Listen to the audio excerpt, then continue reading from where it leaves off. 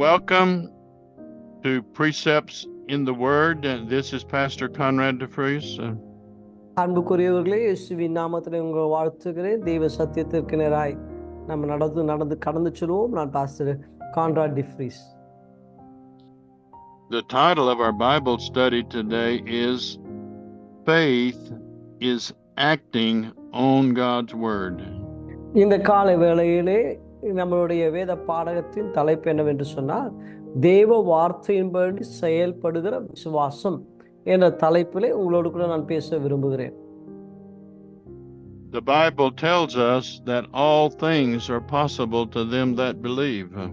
வேதம் சொல்லுகிறது, விசுவாசிக்கிறவனால் எல்லாம் கூடும் என்று சொல்லி வேதம் போதிக்கிறது.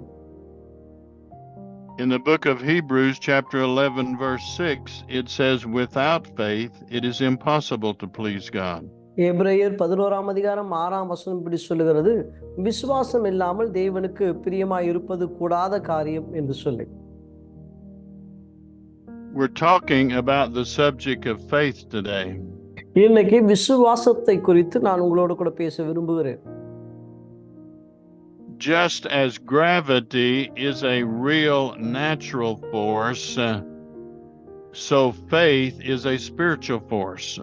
எப்படி ஈர்ப்பு சக்தி இந்த நாம் காணுகிற இந்த உலகத்தின் வல்லமையா இருக்கிறதோ, அதே வண்ணமாய் ஆவிக்குரிய வாழ்க்கையில் விசுவாசம் ஒரு வல்லமையா இருக்கிறது.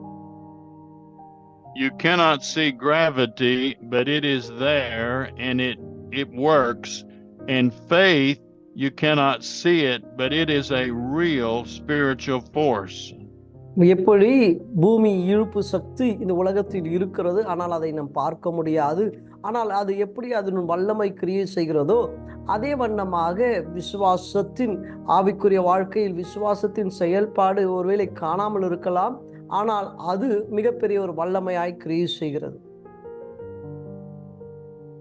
In Romans chapter 12 in verse 3, everyone gets the same measure of faith when they're born again. ரோமர் 12ஆம் அதிகாரம் 3ஆம் வசனத்தை நாம் வாசிப்போமானால், அனைவரும் ஒரே அளவின் கோலின்படி விசுவாசத்தை பெற்றுக் கொள்ளுகிறார்கள் என்று சொல்லி இங்க வேத வசனம் நமக்கு போதிக்கிறது. Faith can grow and get stronger, or faith can be made weak. விசுவாசம் வளர முடியும், அது பலப்படவும் முடியும். அதே சமயத்தில் விசுவாசமானது பலவீனமாகவும் போக முடியும். The way God works is He works with faith. We want to learn more how faith works. தேவன் விசுவாசத்தின் அடிப்படையிலே தேவன் கிரியை செய்கிறார். அப்படி என்று சொன்னால் விசுவாசத்தை கற்றுக்கொள்வதும் அறிந்து கொள்வதும் மிக அவசியமாயிருக்கிறது. The Bible talks about weak faith. It talks about little faith. It talks about great faith. வேதமானது பலவீனமான விசுவாசத்தை குறித்து, கொஞ்சம் விசுவாசத்தை குறித்து, மாபெரும் விசுவாசத்தை குறித்து வேதம் போதிக்கிறதை நம்மால் பார்க்க முடியும். The way we receive the promises and the blessings of God, we receive it by faith. நாம் தேவனுடைய வாக்குத்தத்தங்களையும் அல்லது தேவனுடைய ஆசீர்வாதங்களையும் நாம் பெற்றுக்கொள்ள முடியும். எப்படி என்று சொன்னால் விசுவாசத்தின் மூலம்தான் நாம் அதை பெற்றுக்கொள்ள முடியும். So I'm teaching today to get a greater understanding how you can cause your faith to grow and to get stronger.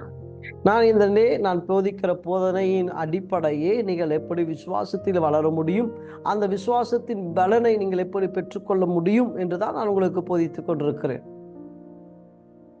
We're going to talk the most part today about we must have actions that agree with our faith. இன்னைக்கு நான் பேச விரும்புகிற ஒரு தலைப்பு என்ன, நம்மளுடைய செயல்பாடு விசுவாசத்தோடு கூட இணைந்து செயல்படுவது எப்படி என்றுதான் நான் பேச விரும்புகிறேன். The Bible tells us that faith comes by hearing and hearing by the word of God. வேதம் சொல்லுகிறது விசுவாசமானது கேள்வியினால் வரும், வேத வசனத்தை கேட்பதின் மூலமாய் விசுவாசம் பெருகும் என்று சொல்லி வேதம் நமக்கு போதிக்கிறது. Yes, faith comes by hearing the word, but then we must learn how to release our faith for it to work for us. இன்னைக்கு விசுவாசம் கேள்வியினால் வரும் உண்மைதான். ஆனால் அதே சமயத்தில் அந்த விசுவாசத்தை செயல்முறைப்படுத்த தெய்வ ஆசீர்வாதங்களை பெற்றுக்கொள்ள அதை எப்படி பயன்படுத்துவது என்பதை நாம் அறிந்து கொள்ள வேண்டும். So faith is a spiritual force, just like gravity is a natural force. எப்படி விசுவாசம் அதாவது உலகத்தின் அந்த இழுப்பு சக்தி ஒரு வல்லமையா இருக்கிறதோ அதே வண்ணமாய் விசுவாசம் ஒரு தெய்வீக வல்லமையா இருக்கிறது. After you are born again and receive Jesus as Savior, He gives you a measure or a portion of the God kind of faith. நீங்க இயேசுவை உங்கள் சொந்த இரட்சகராக ஏற்றுக்கொள்ளும் பொழுது தேவ விதமான விசுவாசத்தை தேவன் உங்களுக்குள் வைக்கிறார். Many times Jesus would tell the sick people, according to your faith, so be it unto you. ஆண்டவர் வியாதிஸ்தர்களை குணமாக்கும் பொழுது அவர் சொல்லுகிற ஒரு வார்த்தை என்னவென்று சொன்னால், உங்களுடைய விசுவாசத்தின்படி ஆக கடவது என்று அவர் சொல்லுவார். In the book of Mark, chapter 5, beginning with verse 25, mark 5ஆம் அதிகாரம் 25ஆம் வசனத்தின் துவக்கத்தை நாம் வாசிப்போமானால், we have the story of the woman with the issue of blood for 12 years. அங்கே 12 ஆண்டுகளாக இரத்தப்போக்கினால் கஷ்டப்படுகிற ஒரு ஸ்திரீயின் வாழ்க்கை அங்கே எழுதப்பட்டிருக்கிறது. Jesus did not see her, and he did not know that she was coming up close to him. இயேசு அவள் அருகாமையில் வருகிறதை இயேசு காணவில்லை. But she said in her heart, if I can touch the hem of his garment, I will be healed. ஆனால் அந்த ஸ்திரீயின் இருதயத்திலே அவள் இப்படி சிந்தித்தாள், நான் அவருடைய வஸ்திரத்தின் ஓரத்தை தொட்டால் நான் சுகமாவேன் என்று சொல்லி. When she touched the hem of her garment, her body was made whole and completely healed. அவள் இயேசுவின் வஸ்திரத்தின் ஓரத்தை தொட்ட மாத்திரத்திலே அவள் சரீரத்தில் காணப்படுகிற பலவீனங்கள் மாறி பூரண சுகத்தை தேவன் அவளுக்கு கட்டளையிட்டார். Jesus did not lay hands upon her, and Jesus did not even know that she was there. இயேசு அந்த ஸ்திரீயின் மேல் கரத்தை வைக்கவும் இல்லை. இயேசு அந்த ஸ்திரீ அங்கே இருக்கிறதை இயேசு அறியவும் இல்லை. He turned himself around and said, "Who touched me?" இயேசு அந்த ஸ்திரீயை பார்த்து அல்லது அந்த ஜனக்கூட்டத்தை பார்த்து இயேசு கேட்கிறார், யார் என்னை தொட்டது என்று சொல்லி. And the woman feared and trembling, and she told him everything what had happened to her. இயேசு அந்த ஸ்திரீயானவள் இயேசுவை பார்த்து பயத்தோடு நடுக்கத்தோடு அவள் சொன்னாள், நடந்ததை இயேசுவுக்கு அறிவித்தார். And he said to the woman, thy faith hath made thee whole. இயேசு அந்த ஸ்திரீயை பார்த்து சொல்லுகிறாள், மகளே உன்னுடைய விசுவாசம் உன்னை ரட்சித்தது என்று சொல்லி. Yes, it was the healing power of Jesus that healed her, but it was her faith. உண்மைதான், இயேசுடைய வல்லமை அவளை சுகமாக்கினது உண்மைதான். ஆனால் அவளுடைய விசுவாசம் அவளுக்கு சுகத்தை கொடுத்தது. And so it is today. It is according to our faith that we receive the blessings of God. அதே வண்ணமாக தான் நான் இன்றும் நான் சொல்லுகிறேன், உங்களுடைய விசுவாசத்தின்படியே உங்களுக்கு ஆகும். And so we want to spend some time in these lessons learning how faith works. இந்த பாடங்களிலே கொஞ்சம் நேரத்தை நாம் செலவிட வேண்டும், எப்படி விசுவாசம் கிரியை செய்கிறது என்று சொல்லி. We want to learn the things that will strengthen our faith, and we want to learn the things that will make our faith weak so that we can get the victory over that. இன்னைக்கு பாருங்க, நம்மை பலப்படுத்துகிற காரியம் என்ன என்பதை அறிந்து கொள்ள வேண்டும். அதே சமயத்தில் நம் விசுவாசத்தை பலவீனப்படுத்துகிறது என்ன என்பதை நாம் அறிந்து கொள்வோமானால் அந்த காரியத்தின் மேல் மேற்கொண்டு அவைகளை ஜெயிக்க கர்த்தர் நமக்கு பலனை தருவார். You can do things that will strengthen your faith, and you can do things that will defeat your faith. நீங்கள் செய்கிற காரியங்கள், சில காரியங்கள் உங்களை பலப்படுத்த, விசுவாசத்தை பலப்படுத்த காரியத்தை நீங்கள் செய்யலாம். அதே சமயத்தில் உங்களுடைய விசுவாசத்தை பலவீனப்படுத்துகிற காரியத்தையும் நீங்கள் செய்யலாம். In the book of James, chapter 2 and verse 14, யாக்கோபு 2ஆம் அதிகாரம் 14ஆம் வசனத்தை நாம் வாசிப்போமானால், it tells us one person can say, I have faith, but another person says, I will show you my faith by my actions. இங்க சொல்லப்பட்டிருக்கிறது, ஒருவன் தனக்கு விசுவாசம் உண்டு என்று சொல்லியும் கிரியை இல்லாதவன் அவனுக்கு பிரயோஜனம் என்ன, அந்த விசுவாசம் அவனை ரட்சிக்குமோ என்று வாசிக்கிறோம். When you hear the word of God, faith will come and you will feel strong and blessed. நீங்க தெய்வ வார்த்தைகளை கேட்கிற வேளையிலே விசுவாசம் வரும், நீங்கள் ஆசீர்வதிக்கப்படுவீர்கள், அதனுடைய பலனை புசிப்பீர்கள். But if you have words of doubt and fear and murmuring, then the faith you have received will leak out and go away. நீங்க விசுவாசத்தின் மத்தியிலே சந்தேகங்கள், அதே சமயத்திலே முறுமுறுப்பு, அதே சமயத்துல கசப்பு, இவைகளெல்லாம் இருக்குமானால் விசுவாசம் உங்களை விட்டு விலகி போகும், நீங்கள் இழந்து போவீர்கள்.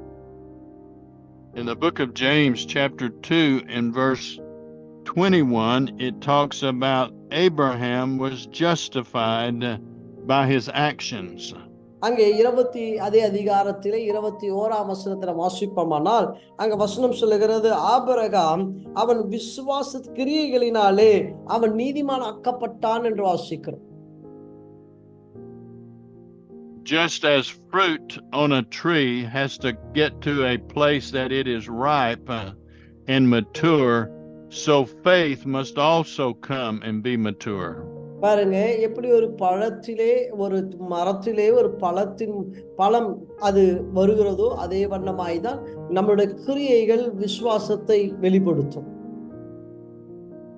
When Abraham offered Isaac upon the altar, it caused his faith to come to a full maturity. எப்படி ஈசாக்கை அவன் பலி செலுத்தும்படியாய் அந்த பலி இடத்தில் அவன் வைக்க அவன் துணிகிற பொழுது அவனுடைய விசுவாசம் 100 தனையான அந்த அளவின் கோலை எட்டியது. Every Christian today has the God kind of faith in their spirit. ஒவ்வொரு கிறிஸ்தவனும் தேவ விதமான விசுவாசத்தை அவள் வைத்திருக்கிறார். But if you do not act the right way or talk the right way, you can cause your faith not to work. நீங்க சரியான முறையிலே நீங்கள் செயல்படாவிட்டால் அந்த விசுவாசத்தை உங்களால் பயன்படுத்த முடியாது. The Bible tells us that faith without proper actions is dead. Faith is lifeless and dead without proper action. விசுவாசமானது சரியான முறையில் பயன்படுத்தப்படாவிட்டால், அது செயல்படாவிட்டால் அது செத்ததாய் இருக்கிறது என்று வேதம் சொல்லுகிறது. What you say and the way you act must be in agreement with what you are believing. நீங்க எதை செய்கிறீர்களோ, எதை சொல்லுகிறீர்களோ, அது உங்களுடைய நம்பிக்கையின் அடிப்படையில் இருத்தல் அவசியம். What you see with your natural eyes and hear with your natural ears may not agree with what you are believing. பாருங்க, நீங்க சாதாரணமாய் பார்க்கிறதும் நீங்கள் கேட்கிறதும் உங்க நம்பிக்கைக்கு ஏற்ற வண்ணமாய் இருக்காது, அல்லது இருக்க முடியாத காரியமா இருக்கலாம். By faith, we look at the promises of God and see them when we do not see it with our natural eyes. தேவ விசுவாசமானது வாக்குத்தத்தங்களை நம் ஆவியிலே நாம் உணர்கிறோம், அதை பார்க்கிறோம், ஆனால் நம்முடைய மாம்ச கண்களில் அது ஒரு புலப்படாமல் இருக்கும். From the time you receive faith until the promise is manifested, that is the difficult time to stay in faith. இன்னைக்கு விசுவாசத்தை நாம் பார்க்கிற சூழ்நிலை விசுவாசத்துக்கு ஏற்புடையதா இல்லாவிட்டாலும் நாம் அந்த விசுவாசத்தின் உறுதியா இருத்தல் மிக அவசியமா இருக்கிறது. When the children of Israel were marching around the walls of Jericho, God told them not to open their mouth or say anything for 6 days.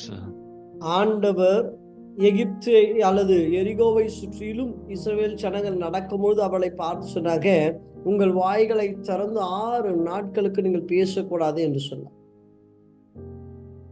Because God had told him, I will give you Jericho, and he told them what to do. ஆண்டவர் சொன்னார், எரிகோவை நான் உனக்கு தருவேன், அதை எப்படி தருவேன் என்றும் ஆண்டவர் சொன்னார். So as they were marching around, they put actions of victory as they marched around the walls. அவர்கள் அந்த எரிகோவை சுற்றி நடக்கும்போது செயல்பட்டாங்க. என்ன செயல்பாடுனா, வெற்றியின் செயல்பாடை அவர்கள் அங்கு செயல்படுத்தினார். But God did not want them to speak negative words and talk about how big the walls are, how strong the devil looks like it is. He did not want them to say anything negative about the walls. அவங்க ஒருவனும் எதிர்மறையான கருத்துக்களை பேசக்கூடாது என்பது தேவனுடைய சித்தம். ஏன்னா அது அந்த செவரு, அந்த கோட்டை எவ்வளவு பெரியது என்றும், அந்த சத்துருவானவன் எவ்வளவு பலம் உள்ளவன் என்றும் ஒருவனோடு கூட ஒருவன் பேசக்கூடாது என்பது தேவனுடைய கற்பனையாயிருந்தது. Just as there are natural laws, there are also spiritual laws. எப்படி நம்முடைய மாம்ச சரீரங்களிலே அல்லது மாம்சத்துக்குரிய பல சட்டங்கள் இருக்கிறதோ, அதே வண்ணமாய் ஆவிக்குரிய காரியங்களிலும் பல சட்டங்கள் உண்டு. The Bible says perfect love will cast out fear. வேதம் சொல்லுகிற பூரண அன்பு பயத்தை புறம்பே தள்ளும் என்று சொல்லு. It says a soft answer turns away wrath. வேத வசனம் சொல்லுகிறது அமைதலான மறுமொழி கோபத்தை தணிக்கும் என்று சொல்லி. The Bible talks about the law of faith and the law of righteousness. வேதமானது நீதியின் சட்டத்தை குறித்து, பரிசுத்தத்தின் நியாய சட்டங்களை குறித்து வேதம் போதிக்கிறது.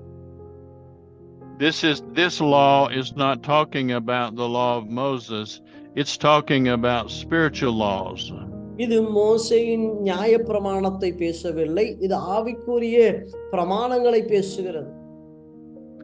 In Romans chapter 8, it says the law of the Spirit of life has made me free from the law of sin and death. அங்க ரோமர் 8ஆம் அதிகாரத்தை நாம் வாசிக்கும் பொழுது, ஆவிக்குரிய சட்டமானது பாவத்திலிருந்தும் சாபத்திலும் இருந்து என்னை விடுதலை ஆக்கி இருக்கிறது என்று வாசிக்கிறோம். So let me talk a little bit about spiritual laws. இன்னைக்கு ஆவிக்குரிய நியாய பிரமாணங்களை குறித்து நான் உங்களோடு கூட பேச விரும்புகிறேன். With natural laws, an airplane cannot fly sitting still because the law of gravity will hold it to the ground. அங்கே எப்படி ஏரோப்ளேன் பறக்க வேண்டும் என்று சொன்னால், பூமியின் இழுப்பு சக்தியின் சட்டங்களை மேற்கொண்டு அவை செயல்பட வேண்டும். For thousands of years, people did not understand how they could make a machine that would fly into the air. பல ஆயிரம் ஆண்டுகள் அவர்கள் ஒரு மிஷினை அவர்கள் கண்டுபிடித்து இப்படி இயற்கைக்கு விரோதமாய் செயல்பட முடியும் என்று அவர்களால் கண்டுபிடிக்கவே முடியவில்லை. But one day they begin to learn about the laws of thrust and lift. ஆனால் ஒரு நாளிலே அவர்கள் கண்டுபிடித்தாங்க, இந்த இயற்கையின் விதிக்கு மேலாக வேற ஒரு விதியை பயன்படுத்தினால் இந்த விதியை மேற்கொள்ள முடியும் என்று அவர்கள் கண்டுபிடித்தார்கள். So they learned to make an airplane that would go faster and then it would begin to lift into the air. அப்படி அவர்கள் கண்டுபிடித்தாங்க, ஏரோப்ளேன் வேகமாகவும் கடந்து போக முடியும் என்றும், அவர்கள் பூமியை விட்டு உயரே பறக்க முடியும் என்றும் கண்டுபிடித்தார்கள்.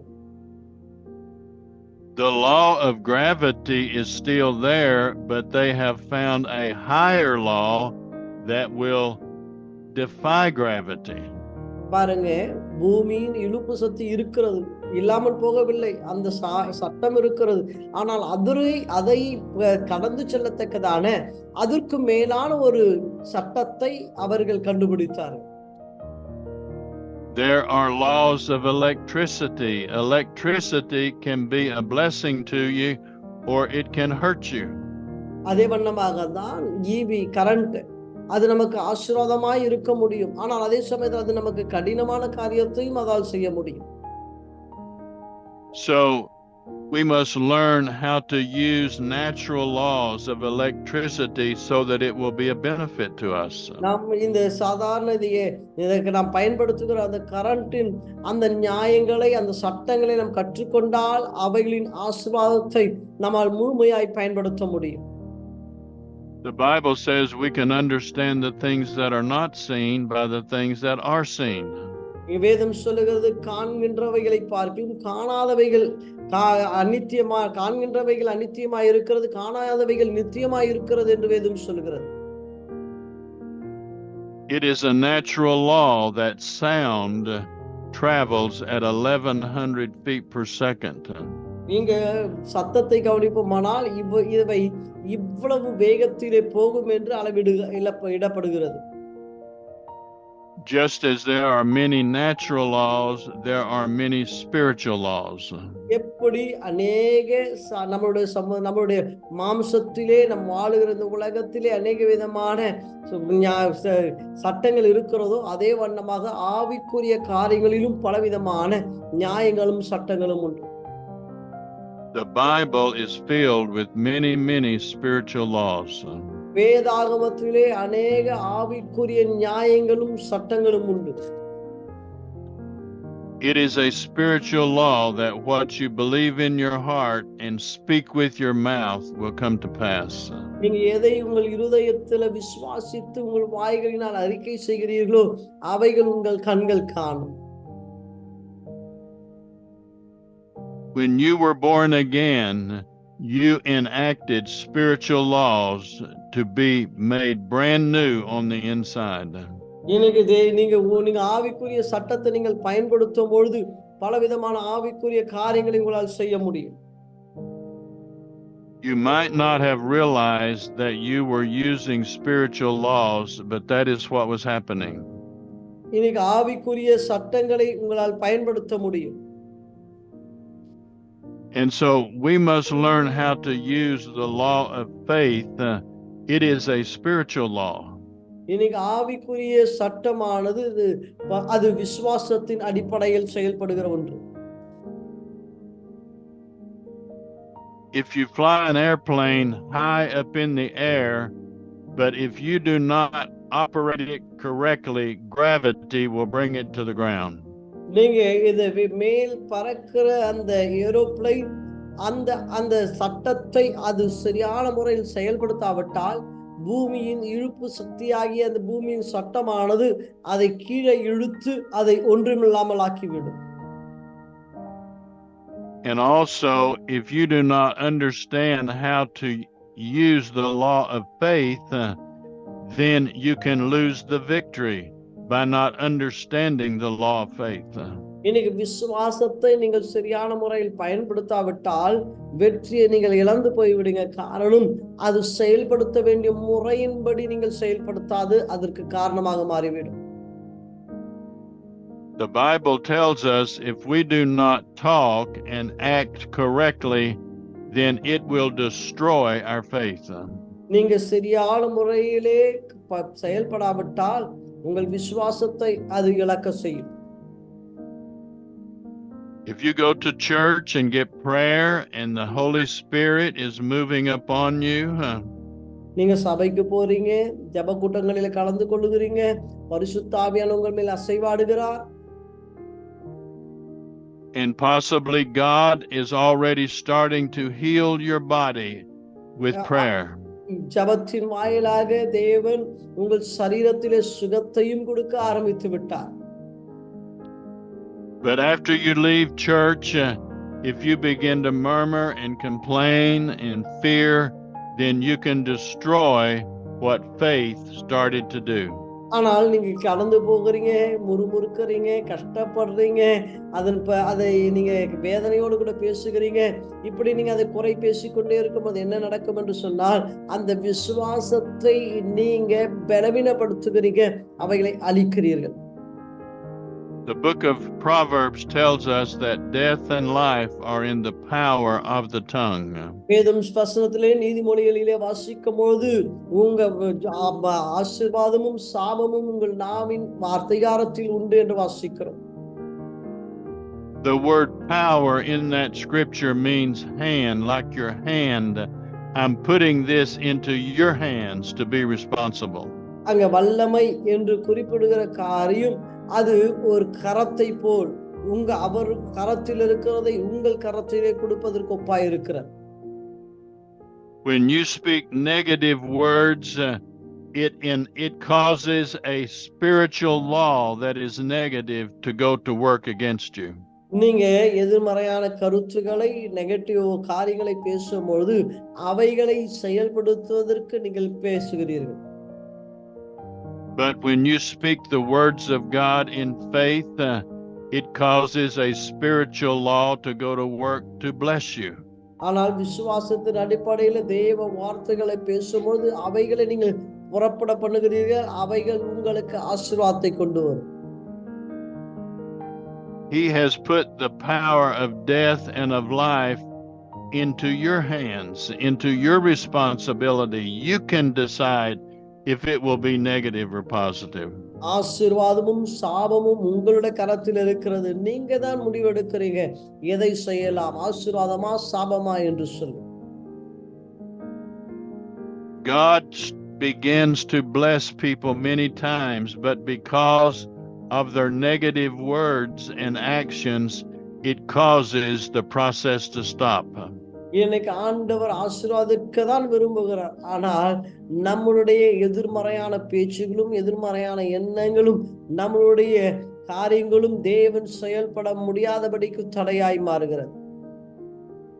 When Jesus was being striped and being beaten and hanging on the cross, he did not say a word.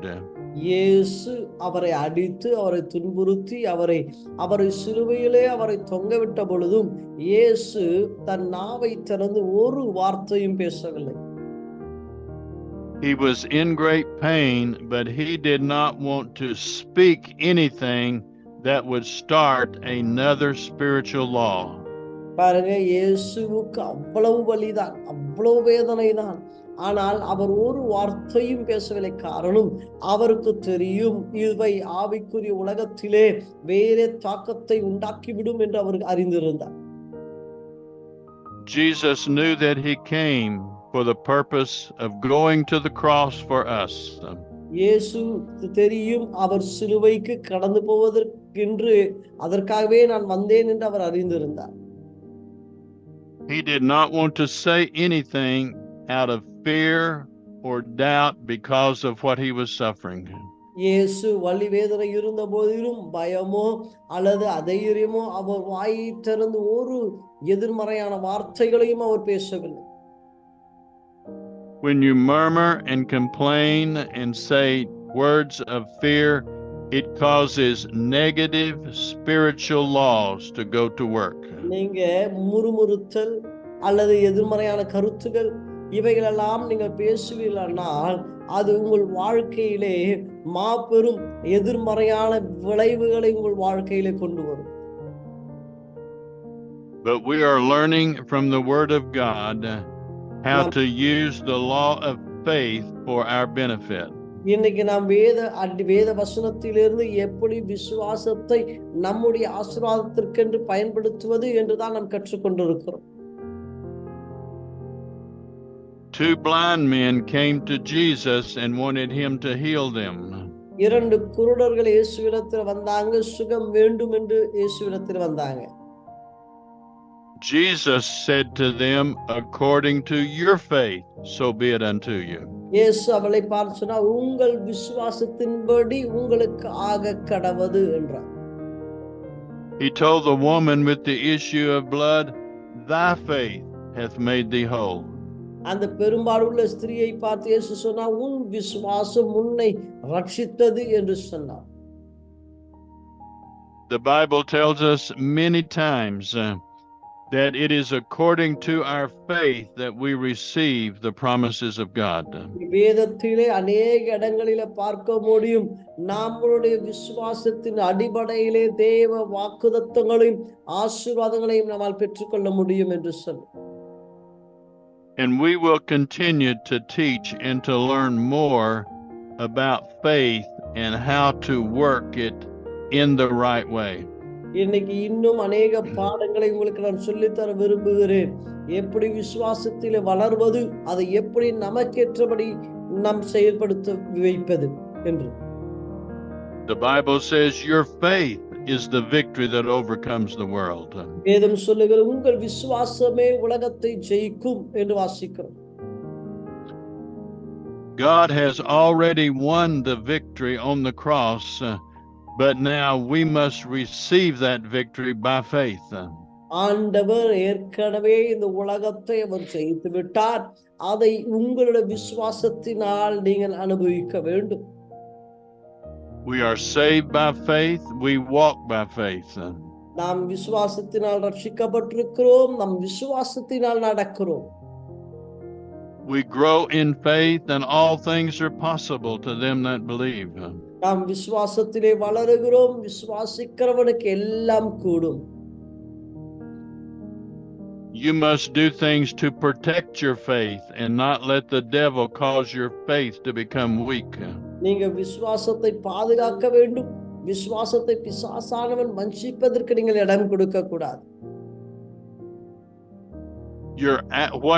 Your actions are important and what you say is important. நீங்க உங்களுடைய செயல்பாடுகள் ரொம்ப முக்கியம். நீங்கள் எதை பேசுகிறீர்கள் என்பது ரொம்ப முக்கியம். When Abraham acted his faith and offered Isaac, his faith became mature and fully developed.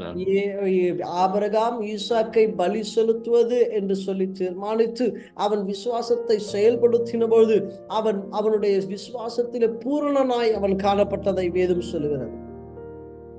Abraham told the two servants, I and the lad will go worship and we will return. Abraham தன்னுடைய வேலைக்காரனை பார்த்து சொல்லுகிறார், நானும் பிள்ளையாண்டானும் கடந்து சென்று தேவனுக்கு பலி செலுத்தி நாங்கள் திரும்பி வருவோம் என்று சொல்லி. Abraham knew that he was going to offer Isaac upon the altar. ஆபிரகாமுக்கு தெரியும், நான் கடந்து போய் ஈசாக்கை பலி செலுத்துவதற்கு தான் நான் கொண்டு போகிறேன் என்று அவன் அறிந்திருந்தும். But Abraham also believed the word of God that God had given to him. ஆபிரகாமுக்கு தெரியும், ஆபிரகாம் அவனுக்கு சொன்ன வாக்குத்தத்தங்கள் என்ன என்பதை Abraham அறிந்திருந்தான். God told him that in Isaac thy seed shall be called and you'll be the father of many nations through Isaac. ஆபிரகாமை பார்த்து ஆண்டவர் சொன்னார், உன்னுடைய வித்தின் மூலமாக பல ராஜ்யங்கள் ஆசீர்வதிக்கப்படும் என்று சொன்ன வாக்குத்தத்தத்தை அவன் அறிந்திருந்தான். Abraham knew that he was going to slay his son, but he believed the promise that God would even raise him from the dead. Abraham ஆண்டவர் அவனை பலியிடும்படியாய் சொன்னாலும் ஆண்டவர் அவனை உயிரோடு கூட எழுப்புவார், ஏனென்றால் அவனுடைய சன்னதி நிலை நிற்கும் என்பதை அவன் அறிந்திருந்தான். The actions of Abraham was important and the words that Abram said was important. ஆபிரகாமுடைய செயல்பாடும் விசுவாசத்துக்கு ரொம்ப அவசியம். ஆபிரகாம் பேசின வார்த்தைகளும் விசுவாசத்திற்கு அவசியம். When you are in a test and trial, murmuring and complaining can destroy your faith. அங்க நீங்களும் கஷ்டத்தில் இருக்கும் பொழுது முறுமுறுத்தலும் அல்லது குறை சொல்லி கொண்டிருப்பதும் அது ரொம்ப உங்களுக்கு ஒரு ஆபத்தை கொண்டு வந்து விடும். But if you will continue to declare what God says and praise him and praise him and praise him, even when you don't see it, it will bring the victory. நீங்க ஆண்டவர் செய்கிற காரியங்களிலே தேவனை துதித்துக் கொண்டே இருங்க. கஷ்டத்தின் மத்தியில தேவனை துதித்துக் கொண்டே இருங்க.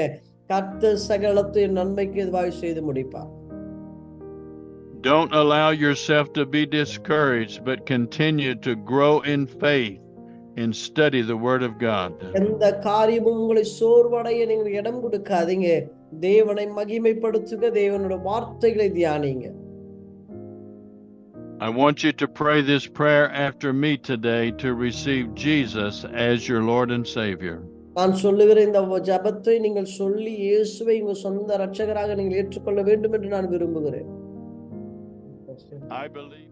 Heavenly Father, I come to you in the name of Jesus. சர்வ வல்லவரே, இயேசுவின் பிதாவே, இயேசுவின் மூலம் உம்முடைய சமூகத்திலே கடந்து வருகிறேன். I believe that Jesus Christ is the Son of God. இயேசுவே தேவ குமாரன் என்று நான் விசுவாசிக்கிறேன். I believe he died on the cross and shed his blood to forgive me of my sins. இயேசு என்னுடைய பாவங்களுக்காய் சிலுவையிலே மரித்தார் என்று நான் விசுவாசிக்கிறேன். I believe he rose from the dead and is alive in heaven today. இயேசு மரித்து மூன்றாம் நாளிலே உயிரோடு கூட எழும்பினார் என்று நான் விசுவாசிக்கிறேன். Right now, I receive him as my Lord and Savior. I believe I'm born again. இயேசு பரலோகத்தில் வீற்றிருக்கிறார் என்று விசுவாசிக்கிறேன். அவருடைய பிள்ளையாய் நான் மாறினேன் என்று விசுவாசிக்கிறேன். அவர் தேவனுடைய சமூகத்தில் இருக்கிறார் என்று விசுவாசிக்கிறேன். I encourage you to get into a good church and learn more about the Word of God. அன்புக்குரியவர்களே, நல்ல சபையை நீங்கள் தெரிந்தெடுத்து அந்த சபையில் ஐக்கியமுள்ளவர்கள் ஆகும்படியாய் நான் உங்களை வேண்டி கேட்டுக்கொள்கிறேன். Get a Bible and read your Bible daily, or get someone to read it to you. In Jesus' name. வேதத்தை வாங்குங்க, வேதத்தை வாசிங்க. யாராவது வாசிக்க முடியாவிட்டால் யாராவது ஒருவரை வாசிக்க சொல்லி அதை கேளுங்க. கர்த்தர் உங்களை ஆசீர்வதிப்பாராக. Amen. We love you. ஆமென். கர்த்தர் உங்களை ஆசீர்வதிப்பாராக.